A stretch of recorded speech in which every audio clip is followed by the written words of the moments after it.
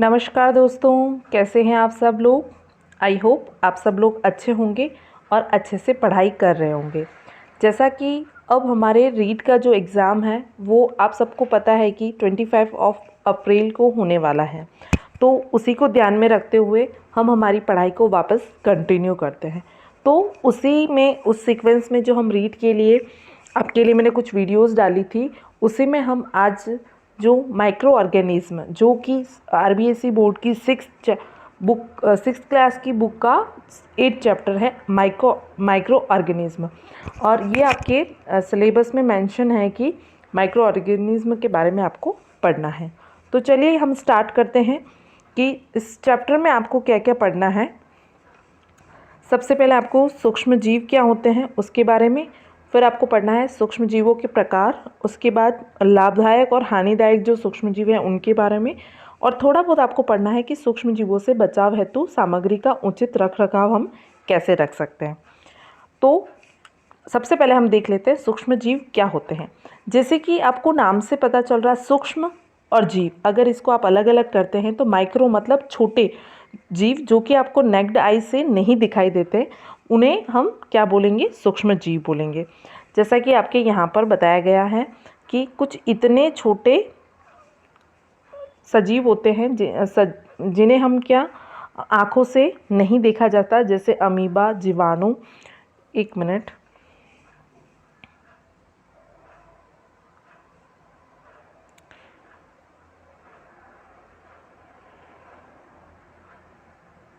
ये पेन थोड़ा मोटा है, इसको कम कर लेते हैं।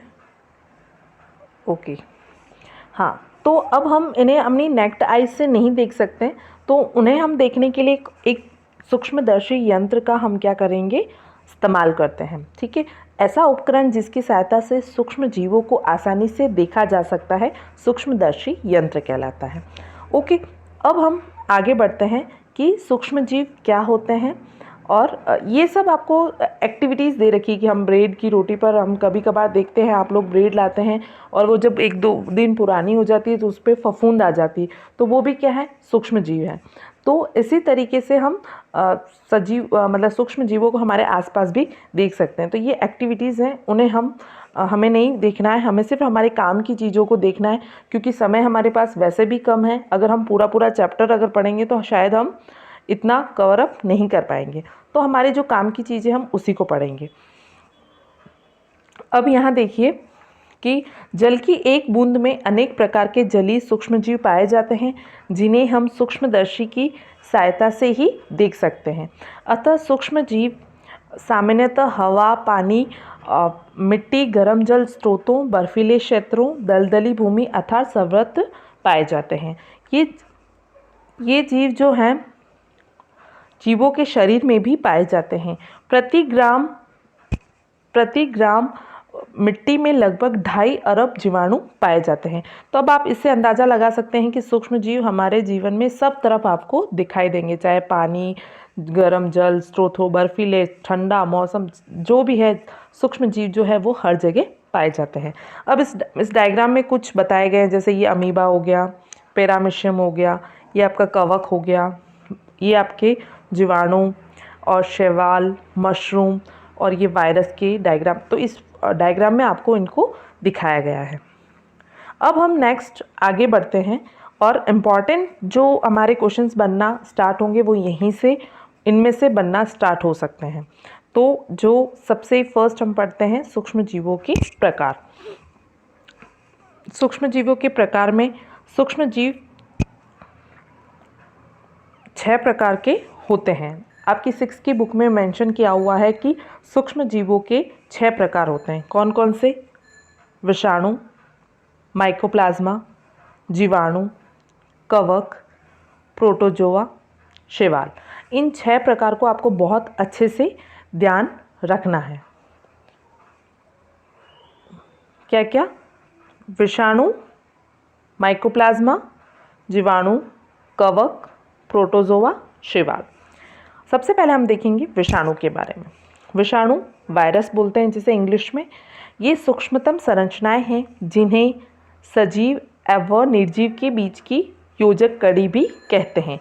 अब ये सबसे इम्पॉर्टेंट फर्स्ट ही लाइन आपके लिए इम्पॉर्टेंट हो गई कि इन्हें सजीव व निर्जीव के बीच की योजक कड़ी कहते हैं। ये प्रश्न पूछा भी जा चुका है कि सजीव व निर्जीव के बीच की कड़ी किसे कहते हैं, तो हमारा क्या है, विषाणु। इसको अभी आपको ध्यान रखना है, क्या है, विषाणु, जिसे हम क्या कहते हैं, सजीव और निर्जीव के बीच की कड़ी। ओके, अब नेक्स्ट हमारे, अब क्यों कहते हैं, क्योंकि इसमें सजीव व निर्जीव दोनों के गुण पाए जाते हैं। प्रकृति में ये निर्जीव की तरह रहते हैं। ओके, तो आपको जब ये किसी की सजीव में जब प्रवेश कर जाते हैं तब क्या करते हैं, इनमें वृद्धि व गुणन जैसी जो क्रियाएं हैं जो कि सजीवों में पाई जाती हैं वो आपकी क्या होने लग जाती है, उनमें गुणन और वृद्धि होने लग जाती है। इसी वजह से विषाणु को हम क्या कहते हैं, सजीव व निर्जीव के बीच की योजक कड़ी कहते हैं। और ये प्रकृति में तो क्या होंगे, निर्जीव की तरह रहते हैं, जबकि किसी सजीव में अगर प्रवेश कर जाते हैं तो वो क्या हो जाएंगे, आपके सजीव की तरह व्यवहार करने लग जाते हैं। यह पादपों एवं जंतुओं में कई प्रकार के रोग फैलाता है। कौन, वायरस। ठीक है, तो कौन कौन सा है, टोबैको मोज़ेक वायरस, TMV। ये क्या है, टोबैको मोज़ेक वायरस, जो कि पादपों में आपका क्या फैलाता है, रोग फैलाता है। दूसरा आपका HIV, जो HIV है वो क्या है, एड्स नामक रोग फैलाने के लिए जो विषाणु होता है उसका फुल फॉर्म क्या होता है, human immuno deficiency virus. Okay, तो इसका आपको ध्यान रखना है कि HIV जो है वो एड्स आपका फैलाएगा। ये हो गया आपका विषाणु।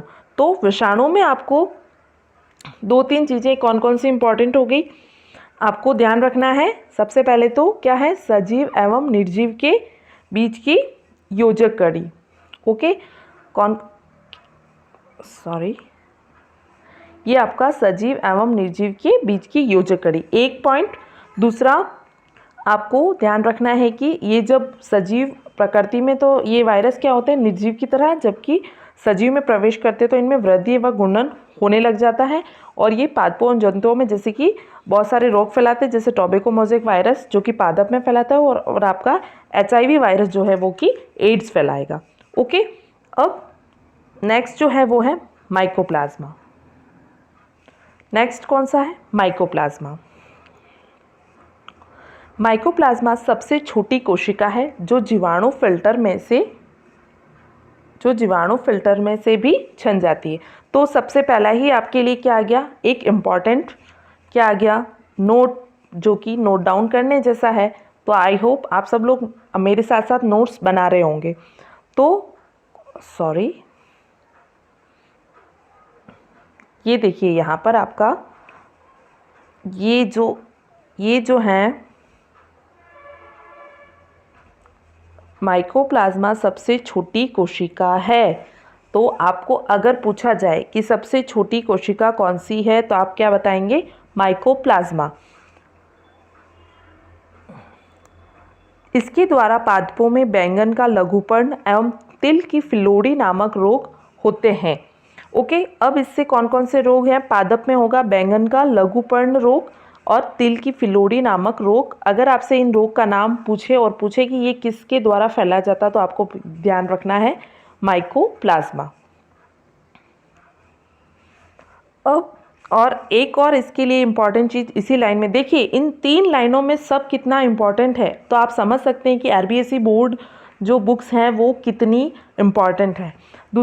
अब पहला तो आपका हो गया कि ये जो है वो सबसे छोटी कोशिका होती है, ठीक है, माइकोप्लाज्मा। उसके बाद बैंगन का लघुपर्ण रोग और तिल की फिलोड़ी नामक रोग इससे फैलाए जाते हैं।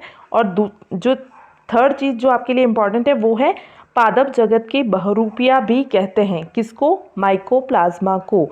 क्वेश्चन पूछा जाए कि पादप जगत के बहुरूपिया या फिर जोकर्स ऑफ प्लांट किंगडम किसको बोला जाता है, तो हम क्या करेंगे, माइकोप्लाज्मा।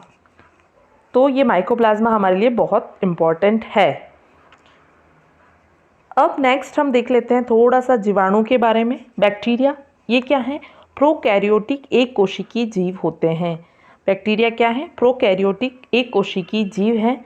हमारे आसपास के प्रत्येक स्थान पर जीवाणु पाए जाते हैं और जीवाणु के एग्जाम्पल जो है ई कोलाई और लैक्टोबैसिलस जो कि दही में भी आपका प्रेजेंट होता है, वो जीवाणु। तो इसके साथ आज हमने आपका क्या पढ़ा, सबसे पहले सूक्ष्म जीव कौन से होंगे जिनको हम नेक्ड आई से या फिर नग्न आँखों से नहीं देख सकते, उनको देखने के लिए एक विशेष यंत्र की आवश्यकता होती है, उसको हम क्या बोलते हैं, सूक्ष्मदर्शी यंत्र। उसके बाद हमने पढ़ा कि सूक्ष्म जीव जो होते हैं वो आपके कहाँ कहाँ पाए जाएंगे, हवा, पानी, मिट्टी, गर्म जल स्रोतों, बर्फीले क्षेत्रों, दलदली, सब जगह आपके पाए जाएंगे। ओके, इसके बाद आपका हमने देखा इम्पॉर्टेंट सूक्ष्म जीवों के प्रकार कौन कौन से, 6 प्रकार हैं, विषाणु, माइकोप्लाज्मा, जीवाणु, कवक, प्रोटोजोआ और शैवाल। तो इनको हमने देखा, उसमें से 3 हमने स्टडी कर लिया, कौन कौन सा, विषाणु, माइकोप्लाज्मा और जीवाणु। तो विषाणु के बारे में 2 चीज़ इम्पॉर्टेंट कि आपका सजीव और निर्जीव के बीच की योजक कड़ी, दूसरा टोबैको मोज़ेक वायरस और HIV वायरस, ये इनको आप ध्यान में रखिएगा। उसके बाद माइकोप्लाज्मा क्या हो गया, सबसे छोटी कोशिका। उसके बाद बैंगन का लघुपर्ण रोग और तिल की फिलोड़ी जो है रोग, वो किसके द्वारा फैलाए जाएंगे, माइकोप्लाज्मा। और इम्पॉर्टेंट चीज़ प्लांट किंगडम के जोकर्स, ठीक है, किसको बोलेंगे, माइकोप्लाज्मा। और उसके बाद हमने बैक्टीरिया के बारे में पढ़ लिया। इसके बाद जितने भी टाइप्स बचे हैं उसको हम हमारी नेक्स्ट वीडियो में कंप्लीट करेंगे। मैं छोटी छोटी वीडियोस बनाऊंगी ताकि आप उन वीडियोस को आसानी से देख सकें और आपकी आगे जो रीट का एग्ज़ाम होने वाला है उसके लिए इम्पॉर्टेंट हो। तब तक के लिए आप लोग पढ़ते रहिए, खुश रहिए और बस अच्छे से पढ़ाई कीजिए और किसी भी तरफ आपका ध्यान अभी नहीं जाना चाहिए। Okay, thank you.